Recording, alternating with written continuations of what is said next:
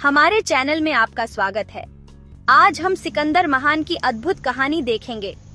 इतिहास के सबसे प्रसिद्ध राजा के बारे में इन रोमांचक बातों से दंग रहने के लिए तैयार हो जाइए। जब हम दूरबीन से ब्रह्मांड को देखते हैं तो हम अंतरिक्ष की विशालता के बारे में बात करते हैं, लेकिन यहाँ धरती पर भी ऐसे लोग हुए हैं जिन्होंने दूर दूर तक यात्रा की और हमारे ग्रह के इतिहास पर अपनी छाप छोड़ी। सिकंदर महान ऐसे ही एक व्यक्ति थे। मेरे साथ उस समय की यात्रा पर चलें, एक ऐसे शासक के नक्शे कदम पर जिसकी महत्वाकांक्षा और सैन्य प्रतिभा ने इतिहास का रुख बदल दिया। यह सिर्फ लड़ाइयों और जीत की कहानी नहीं है, यह सिकंदर के दुनिया पर प्रभाव और आज भी हम पर उसकी विरासत के बारे में है। जरा सोचो, 356 बीसी एक चमकदार धूमकेतु आकाश में दिखाई दिया। पेला मैसेडोन साम्राज्य की राजधानी में एक भावी विजेता का जन्म हुआ। उसका नाम सिकंदर। अब आप सोच रहे होंगे, एक धूमकेतु एक राजा, बड़ी बात क्या है? खैर, प्राचीन काल में इस तरह की खगोलीय घटनाओं को शगुन के रूप में देखा जाता था और मैसेडोन के राजा फिलिप द्वितीय के लिए धूमकेतु की रोशनी में नहाया हुआ यह नवजात बेटा महानता के लिए नियत लग रहा होगा। कल्पना कीजिए कि आप एक युवा राजकुमार हैं। आपका दिमाग दुनिया के बारे में सवालों से भरा है। अब कल्पना कीजिए कि आपका शिक्षक कोई और नहीं बल्कि अरस्तु है, जो अब तक के सबसे महान दार्शनिकों में से एक है। सिकंदर की शिक्षा ऐसी ही थी। अरस्तु ने सिकंदर में ज्ञान का प्रेम, खोज की प्यास और ग्रीक संस्कृति के प्रति एक प्रशंसा पैदा की, जिसने एक शासक के रूप में उसके दृष्टिकोण को आकार दिया। यह ऐसा है जैसे कार्ल सागन आपके निजी शिक्षक हों, जो आपको ज्ञान के ब्रह्मांड में मार्गदर्शन कर रहे हों। केवल 20 साल की उम्र में सिकंदर को किसी भी किताब से बड़ी चुनौती का सामना करना पड़ा। उनके पिता फिलिप द्वितीय की हत्या कर दी गई, जिससे मैसेडोन का सिंहासन खाली हो गया।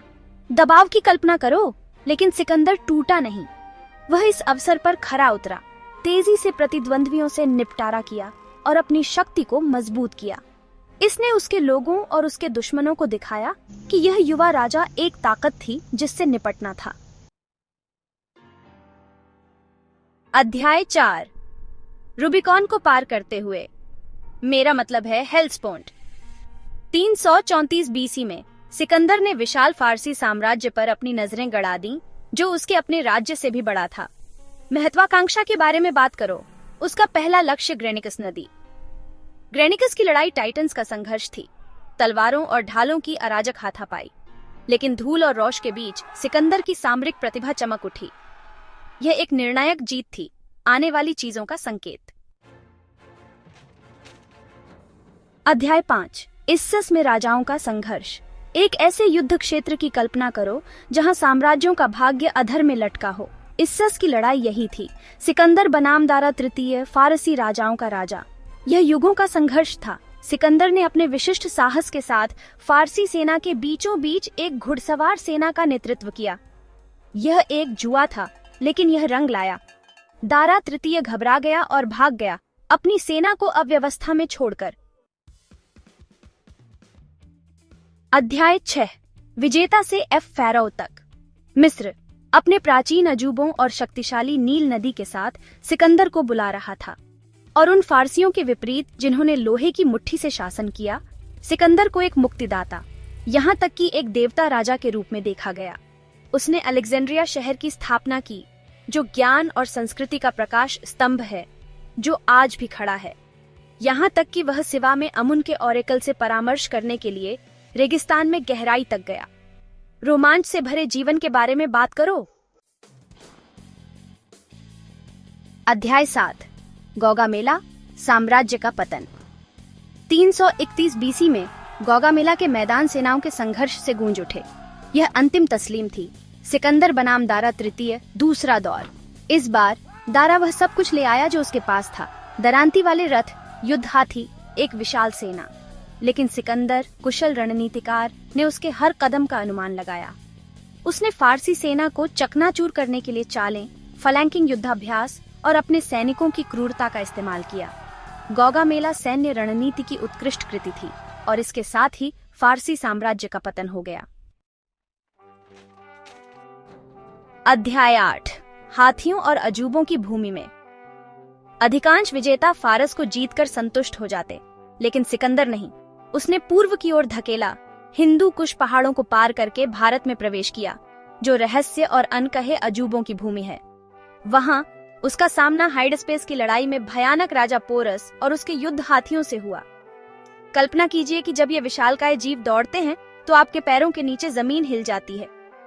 यह एक कठिन जीत थी, लेकिन सिकंदर की कथा बढ़ती रही। अध्याय 9 महत्वाकांक्षा की सीमा। यहाँ तक कि सबसे शक्तिशाली नदियों की भी अपनी सीमाएं होती हैं, और सिकंदर के लिए वह सीमा ब्यास नदी थी। वर्षों के अभियान से थके हुए उसके सैनिकों के पास बहुत हो गया था। क्या आप उन्हें दोष दे सकते हैं? वे घर शांति के लिए तरस रहे थे। ब्यास नदी पर विद्रोह एक महत्वपूर्ण मोड़ था। एक अनुस्मारक कि सबसे महान विजेता भी अजय नहीं होते हैं।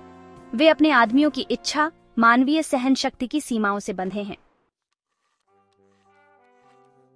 अध्याय 10 समय के साथ गढ़ी गई विरासत। भारी मन से सिकंदर वापस लौट आया। उसने अपने साम्राज्य की सीमाओं को पहले किसी से भी आगे बढ़ाया था, लेकिन ऐसा लगता है कि कुछ सपने झात दुनिया से भी बड़े हैं। वह जीत की लूट और अपने अनुभवों के भार से लदा हुआ बेबीलोन लौट आया। 323 बीसी में 32 वर्ष की आयु में सिकंदर महान की मृत्यु हो गई। उसकी मृत्यु का कारण एक रहस्य बना हुआ है, लेकिन उसकी विरासत, यह किसी भी धूमकेतु या साम्राज्य से अधिक स्थायी शक्ति है। आउट्रो सिकंदर का स्थायी प्रभाव। देखने के लिए धन्यवाद।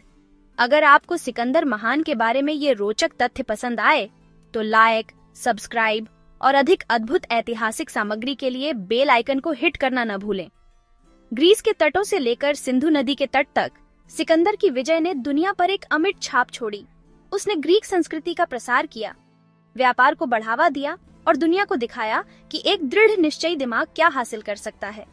तो अगली बार जब आप सितारों को देखें तो सिकंदर को याद करें, वह लड़का जिसने दुनिया को जीतने का सपना देखा था और अपने तरीके से वास्तव में ऐसा किया था। अगली बार मिलते हैं।